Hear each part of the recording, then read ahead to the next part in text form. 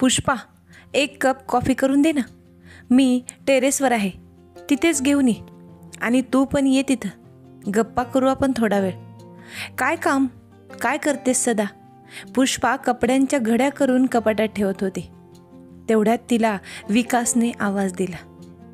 तिला समजून चुकलं होतं की स्वारी खूप मूडमध्ये आहे आणि कुठल्या तरी गोष्टीत तिचं मतसुद्धा त्यांना विचारायचं असेल. त्यांच्या कॉफी मागण्यावरून तिला तसंच वाटत होतं. लग्नाला 25 वर्ष झाली. आत्तापर्यंत तर पुष्पा विकासला तर पूर्णपणे ओळखायला लागली होती. हिंदीत बोलतात ना, उसके रग रग से वाकिफ हो. अगदी तसंच. विकास टेरेसवर बसला होता.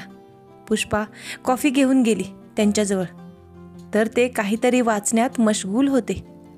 ती येताच बॅगेतून त्यांनी काहीतरी बायोडाटा आणि फोटो काढले आणि तिच्यासमोर टाकले आणि तिला सांगितलं, बस खाली आणि बघ, आपला सौरभसाठी हे मुलींचे फोटो आणि बायोडाटे आलेले आहेत. यातले चांगले वाटणारे आणि त्या मुलींचे शिक्षण, करिअर वगैरे पाहून 5 फोटो छाटून काढले आहेत आणि बायोडाटाही. आणि सगळ्यात जास्त चांगला असणाऱ्या स्थळाचा बायोडाटाला निशाण लावला आहे शाईचं. मुलगी सुंदर आहे, तिचं शिक्षणसुद्धा चांगलं झालेलं आहे. बघ तू पण आणि सांग तुझंही मत. तिला माहीत होतं विकास आपल्या एकुलत्या एक लाडक्या मुलासाठी सुनेची निवड स्वतःच करतील. अगदी लहानपणापासून, कपड्यापासून तर कोणत्या स्कूलमध्ये दाखला का टाकायचा, त्यासाठी काय चांगलं आहे, सगळं विकासच ठरवत होते. तिला माहीत होते विकाससाठी सूनसुद्धा त्यांच्या पसंतीचीच असेल म्हणून. लहानपणीसुद्धा 12वी नंतर तिने त्याला एअरफोर्स जॉईन करायला सांगितले होते. विकासने मना केले होते. ते त्याला इंजिनियर बनवणार होते आणि इंजिनिअरिंगमध्ये त्यांनी त्याला टाकलेही. पहिल्याच इंटरव्ह्यूमध्ये सौरभची निवड झाली आणि पुढच्या शिक्षणासाठी तो मुंबईला गेला. अजून त्याचं इंजिनिअरिंगचं शेवटचं वर्ष चालू होतं. तेवढ्यात बेंगलोरच्या एका कंपनीत त्याला बोलावणं आलंय. खूप चांगली नोकरी आहे आणि 6 महिन्यानंतर विदेशला जायचा मोका भेटला होता. त्याचं सुरक्षित करिअर पाहून विकासने त्याच्यासाठी मुली बघायला सुरुवात करून दिली. पुष्पाने 5ही फोटो उचलले आणि बघितले. सगळ्याच मुली सुंदर होत्या आणि त्यातली एक मुलगी अगदीच सुंदर आणि तिची अगदी साधी राहणी होती. पुष्पाला जशी हवी तशीच होती ती. तिने फोटो मागे पाहिले. विकासने अगोदरच खून केलेली होती, म्हणजे त्यांना ही तीच मुलगी आवडली होती. पण तिने अगोदर त्या मुलीचा बायोडाटा वाचायची गरज वाटली. मुलीचं नाव होतं केतकी. खरंच नावाप्रमाणेच रंगरूपही होतं तिचं. तिची उंची 5 फूट 5 इंच. तिला ठीक वाटलं. तिचा मुलगाही 6 फूट उंचीचा होता. तिने इंटेरियर डेकोरेशनमध्ये डिप्लोमा केला होता. एवढ्यापर्यंत तिला खूप चांगलं वाटलं. सगळं काही तिला पाहिजे तसंच होतं. आणि नेमकं विकासलाही हेच स्थळ पसंत आलं होतं. पण पुढे बायोडाटा वाचताना जे लिहिलं होतं ते तिला वाचून अगदी सुन्न करून गेलं. मुलीच्या बापाचं नाव लिहिलेलं होतं, श्री राहुल शामराव कदम, CA, नागपूर. पत्ताही पूर्ण नागपूरचा होता. अगदी जसंच्या तसं. शंकेला अगदी जागाच नव्हती कुठेही. ते वाचून तिला अधिकच कापरं भरलं. तिचे हातपाय थरथरू लागले. डोळ्यासमोर अंधार येतो की काय असं वाटायला लागलं. चक्कर येईल असं वाटायला लागले. तिच्या मनात विचार आला, हे असं कसं होऊ शकतं?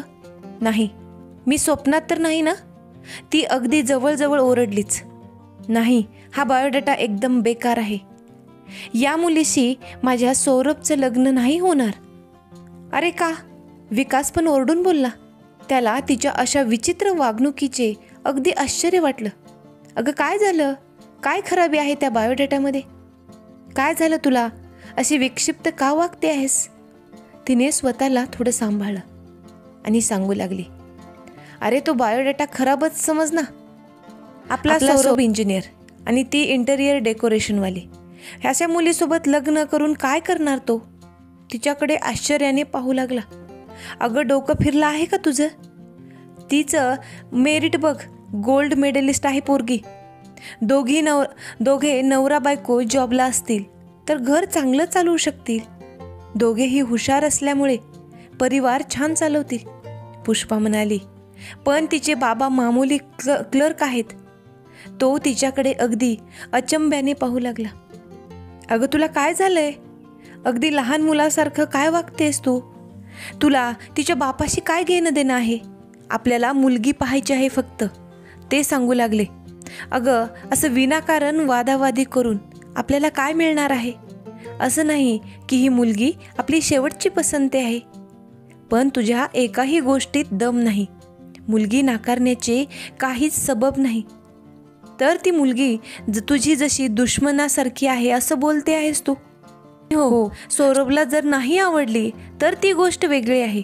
पुष्पाने लगेच तो मुद्दा पकडला. पण सौरभला आवडेल का ही मुलगी? अगं, त्याला इथे येऊ तर दे आणि मुलगी पाहू तर दे. अगोदरच तू ठरवतेस का? आणि बघ पुष्पा, आजपर्यंत माझ्या सौरभबद्दल सगळे निर्णय मीच घेतले आहेत आणि ते त्याच्यासाठी बरोबरच पण ठरलेले आहेत. पण हा त्याच्या लग्नाचा निर्णय मात्र मी सौरभवरच देणार आहे. दिवाळीसाठी सौरभ तर इथं घरी येतो ना, तर त्यानंतर दिवाळी 8 दिवस पुढे आहे, तेव्हाच आपण केतकीला बघायला जाऊ, पुष्पा म्हणाली. अहो, असं काय करता तुम्ही? त्या दिवशी आपण कसे काय जाऊ शकतो? घरी दीप पर्व राहील, दिवाळी जवळ येते आहे आणि घरात अंधार ठेवायचा का? अगदी न पटणाऱ्या काही ना काही सबबी पुष्पा मध्ये घालत होती. तिला असं काय वाटलं होतं? ती हे स्थळ का नाकार देत होती आणि तिथे जायला सुद्धा काही ना काही करून त्यांना अडवत होती आणि स्वतःही जायला नाही म्हणत होती. विकासला तिचा अगदी संताप आणि आश्चर्यही वाटत होतं. हिला झालं तरी काय म्हणून? विकास अगदी संतापात बोलले. अगं, इथून नागपूर फक्त 3 तासाच्या अंतरावर आहे. येण्या जाण्यास 6 तास लागतील. फक्त संध्याकाळच्या दिवे लागण्याच्या वेळेच्या अगोदर आपण घरी येऊ. आणि केतकी आणि सौरभचं जर स्थळ मंजूर झाले, सौरभला जर केतकी पसंत आली, तर अजून जास्त आनंदात आणि धूमधाममध्ये आपण दिवाळी साजरी करू. एवढे बोलून कॉफीचा मग खाली ठेवून विकास तिथून निघून गेले. ते गेल्यावर ती तर अगदी खूपच चिंतेत पडलेली. पण का? हा विचार तर तुमच्या मनात आलाच असेल ना. मुलगी सुंदर, सळ, चांगलं सगळं काही व्यवस्थित असून सुद्धा तिने फोटो पाहिला तेव्हा तिला मुलगी पसंत आली होती. तिने फक्त बायोडाटा वाचून ती का घाबरली आणि त्या स्थळाला नकार देण्याचा वायफळ प्रयत्न तिने का केला? असं काय होतं तिच्या मनात? त्या स्थळाविषयी कुठले रहस्य तिच्या मनात दडले आहे? जेव्हा विकासरावांनी हे केतकीचं स्थळ पाहायला जायचा अंतिम निर्णय घेतला, तेव्हा पुष्पा अगदी सुन्न झाली आणि सौरभच्या लग्नाबद्दल तिचा जो उत्साह होता तो खूपच कमी झाला. ती विचार करतच उठली. कॉफीचे कप उचलून स्वयंपाकघरात गेली. संध्याकाळ झाली होती. तिला अगदी कुठल्याच कामात लक्ष लागेना. कसा तरी तिने स्वयंपाक केला. विकासने जेवण केले, पण तिला अन्नाचा घासही जाईना. त्यांना शंका येऊ नये म्हणून तिने कसे तरी बळेबळेच 2 घास खाल्ले. रात्रीचे 11 वाजले होते. विकास शांत झोपी गेले होते, पण तिला मात्र झोप अजिबात येत नव्हती. तिचा संसार अगदी सुखाने चालू होता आणि मध्येच हे वादळ घोंगावत आलं. तिने विचारही केलेला नव्हता. एवढ्या 25 वर्षानंतर आपला भूतकाळ अशा पद्धतीने आपल्या समोर येईल. विकास आणि पुष्पाच्या लग्नाला 25 वर्ष झाली. सगळे काही अगदी सुरळीतपणे चालू होते.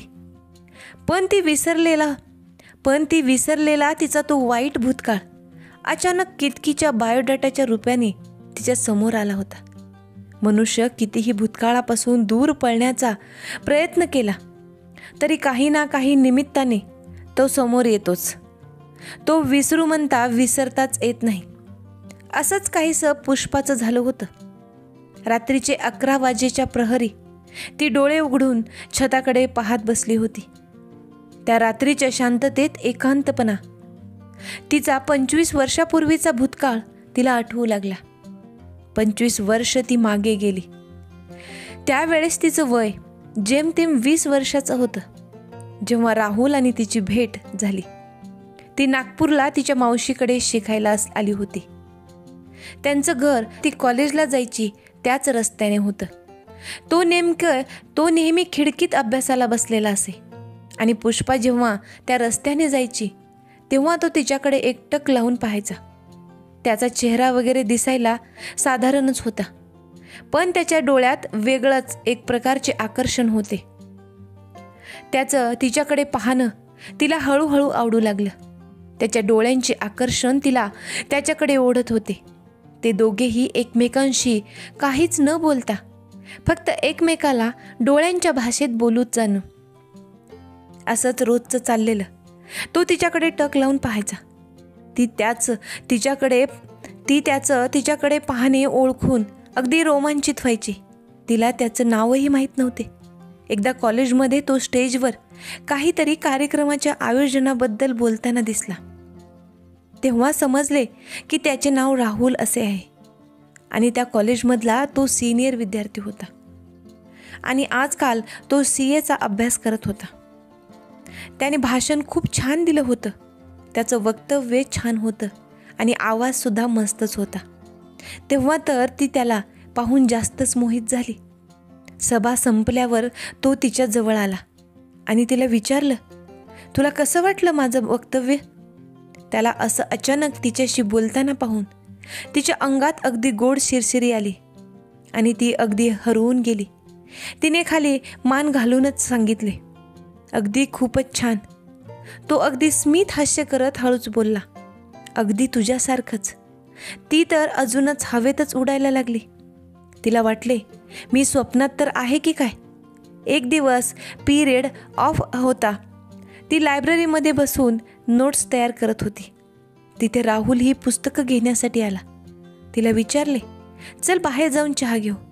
तिने मानेनेच नाही म्हणून सांगितलं. त्याला टाळण्याचा प्रयत्न केला. ती बोलली, माझी इच्छा नाही आहे. तो हसतच बोलला, अरे कमाल आहे तुझी, एवढ्या थंडीत चहा नको आहे तुला. तिला काहीच उत्तर देता आले नाही.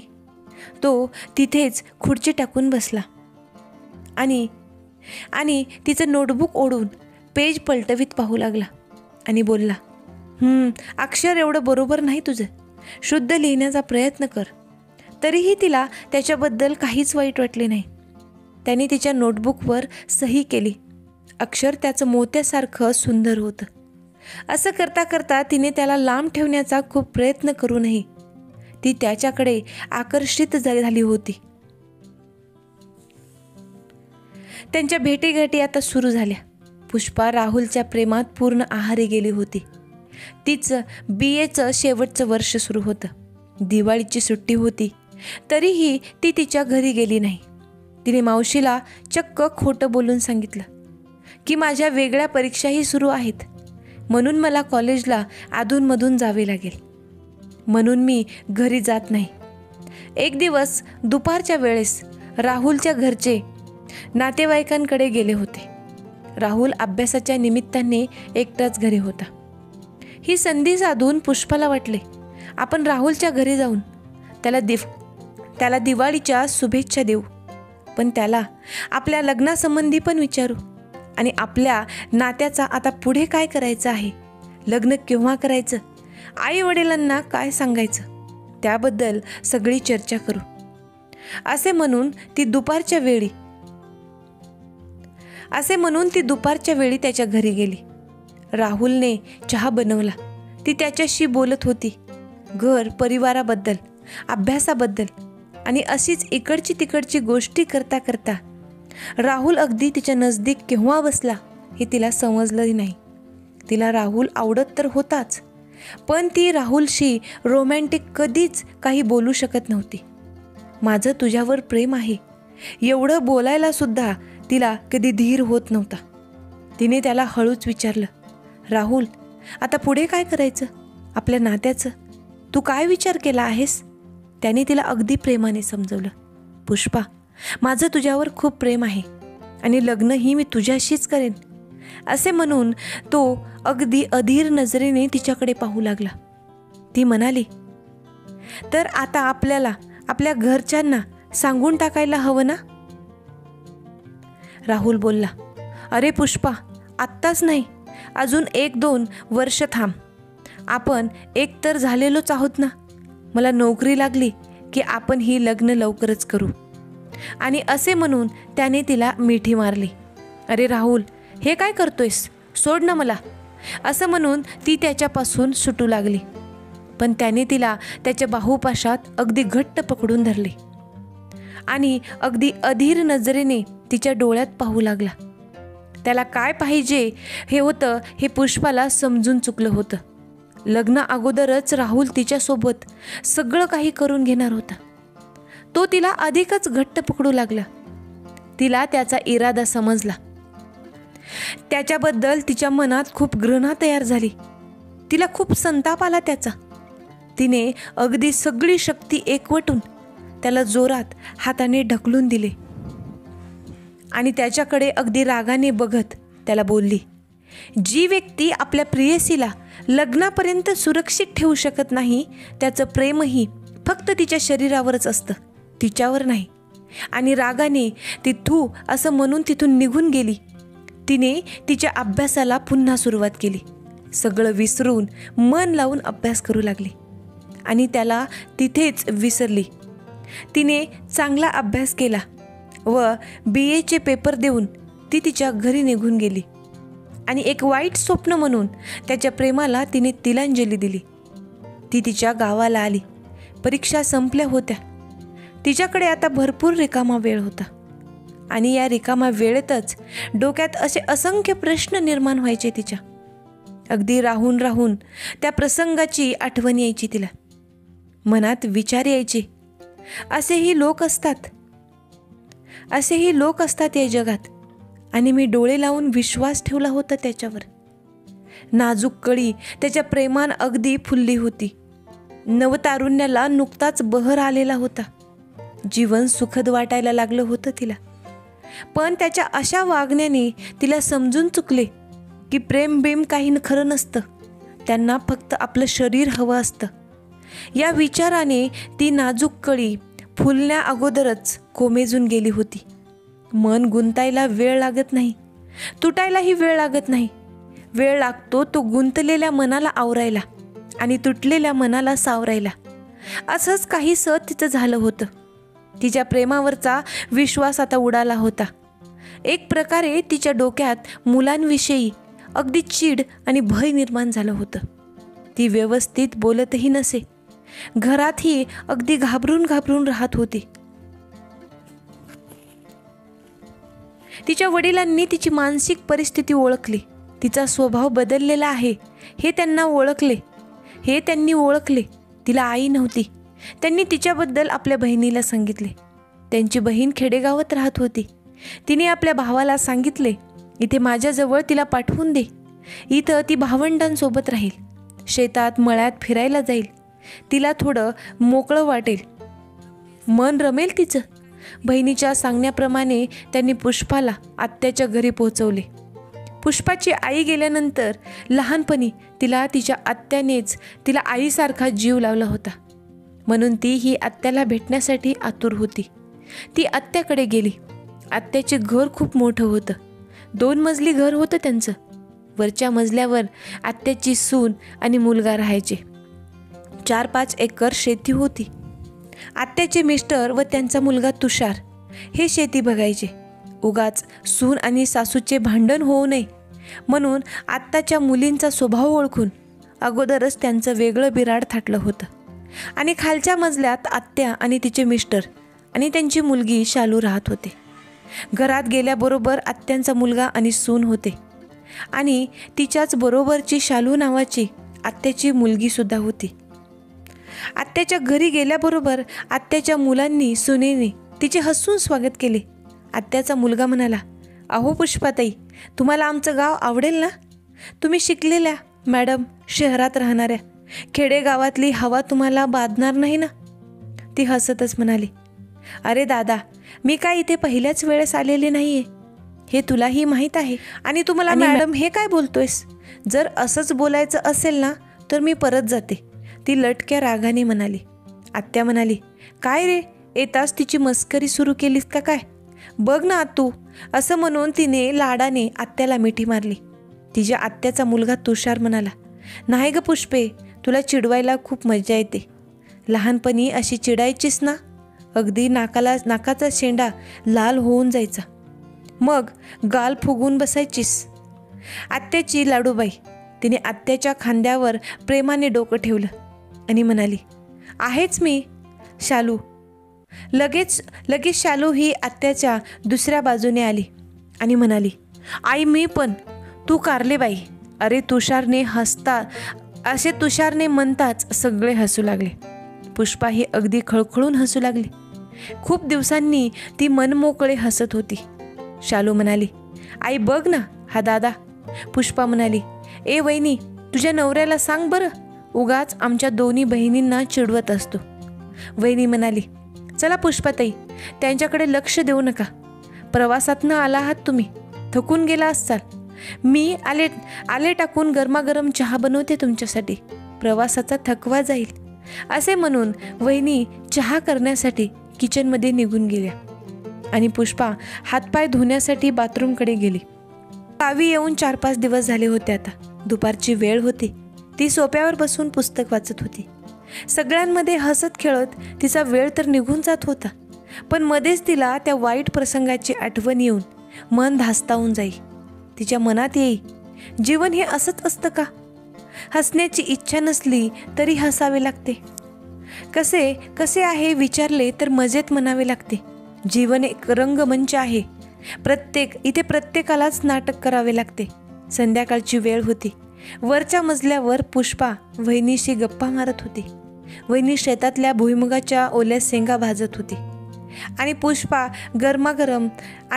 गप्पा मारत भाजलेल्या शेंगा खात होते. खाऊन झाल्यावर तिने टरफलं गोळा केली आणि वरून गॅलरीमधून टरफल गोळा करून खाली फेकली. नेमकं त्याच वेळेला पुष्पाच्या आत्याचा पुतण्या विकास हा संध्याकाळी शाळेतून घरी परतत होता. म्हणजे शाळेत शिक्षकाची नोकरी होती त्याची. त्यांना त्याच वेळेला गॅलरी खालून जात असताना शेंगांची टरफले सगळी डोक्यावरून अंगावर पडली. सगळा कचरा अंगावर पडला. त्यांनी वरती संतापाने पाहिलं. पुष्पा एकदमच घाबरली आणि ती घरात पळाली आणि आतल्या खोलीत गेली. विकास संतापाने ओरडतच वहिनी म्हणून वरती आले आणि स्वतःच्या अंगावर पडलेल्या कचऱ्याकडे बोट दाखवून संतापाने म्हणाला, हे असलं काय आहे? हे काय व काम आहे वहिनी तुमचं? खाली बघायचं नाही आणि माणसांच्या अंगावर कचरा फेकायचा. ते तावातावानी बोलत होते. वहिनी हसायला लागल्या. अहो भाऊजी, कचरा मी नाही टाकला तुमच्या अंगावर. पुण्याबाई आल्या आहेत, तुमच्या मामाची मुलगी, त्यांनीच फेकले ते. कोण? त्याचा राग थोडा निवळला. पुष्पा हळूच खाली मान घालून बाहेर आली आणि खाली मान घालूनच तिने घाबरतच सॉरी बोलले. तिच्या घाबरलेल्या नजरेत विकासची नजर अडकली. त्यांना न कळत तो तिच्याकडे पाहतच होता. तिची हरणीसारखे घाबरलेले सुंदर डोळे, चाफेकळीसारखं नाक, गोरा रंग आणि अगदी नाजूक तिचा आवाज तिला अगदी पाहतच राहिले. तिने त्यांच्याकडे पाहिलं आणि लगेच आत गेली. तोपर्यंत विकासचा राग आता खूप निवळला होता. त्याने विचारले, वहिनी केव्हा आल्या मॅडम? वहिनी म्हणाल्या, कालच. आणि हसतच तो खाली निघून गेला. जाता जाता वहिनीने हसून टोमणा दिला. आमच्याकडनं असं कृत्य झालं असतं तर संताप 7व्या आसमानात पोहोचला असता तुमचा. आणि आत्ता? विकास हसतच बोलला, पाहुण्या आल्या आहेत आपल्याकडे, पाहुण्यावर कसं रागवायचं? विकासने तिला पाहिलं तेव्हापासून त्याच्या डोळ्यासमोर तिचा चेहरा पुन्हा पुन्हा येऊ लागला. विकासला पुष्पा खूप आवडली होती. तिचा नाजूक सुंदर चेहरा त्याच्या पुन्हा पुन्हा समोर येत होता आणि अजून एकदा तिला केव्हा पाहीन असे त्याला झालं होतं. एक दिवस संध्याकाळच्या वेळेस शालू पुष्पाला म्हणाली, चल आपण मळ्याकडे जाऊया. वांगी मिरची भाजीसाठी घेऊन येऊ. ती पण तयार झाली. शेतात त्या पोहोचल्या. शालूने सांगितले की तू इथेच बस, तुला सवय नाही, मी तोडून आणते. ती एकटीच झाडाखाली बसली. ती झाडाखाली बसलेली असताना अचानक आकाश भरून आले आणि पावसाच्या सरी कोसळू लागल्या. शालू तिथे दुसऱ्या बांधाकडे निघून गेली होती. झाडाखाली उभी राहून ती एकटीच ओलीचिंब झाली होती. काळ्या मातीत पसरत होता तो चिंब पावसांच्या सरीचा गंध आणि तिचं वेड मन भिजत होतं. एकटेपणाच्या आठवणी संग तिचं मन पावसाच्या सरीत ही खूप भरून आलं होतं. डोळ्यावाटे अश्रू वाहू लागले. पावसाच्या पाण्यामध्ये अश्रूही विरून जाऊ लागले. तिच्या मनात वाटले, या आठवणी कुठपर्यंत माझा पाठलाग करतील. मला एकटे गाठून अजून जास्तच मनात येतात आणि मन पूर्ण उद्विग्न करून टाकतात. शालू आली आणि म्हणाली, चल, पाऊस काही थांबणार नाही, पावसात भिजतच घरी जाऊ. शालू आल्यावर तिला थोडं बरं वाटलं आणि त्या दोघी घराच्या दिशेने निघाल्या. पुष्पा आपला भूतकाळ विसरू शकेल का? ती केतकीला आपली सून म्हणून स्वीकारू शकेल का? पुढे या कथेमध्ये काय होणार आहे ते पाहण्यासाठी आपल्याला पुढचा एपिसोड पाहावा लागेल. हा भाग तुम्हाला कसा वाटला ते कमेंटद्वारे सांगायला विसरू नका. असेच नवनवीन व्हिडिओ पाहण्यासाठी व्हिडिओला लाईक करा, शेअर करा आणि आपल्या चॅनलला नक्की सबस्क्राईब करा. लवकरच भेटूयात याच्या पुढच्या भागासोबत. तोपर्यंत धन्यवाद.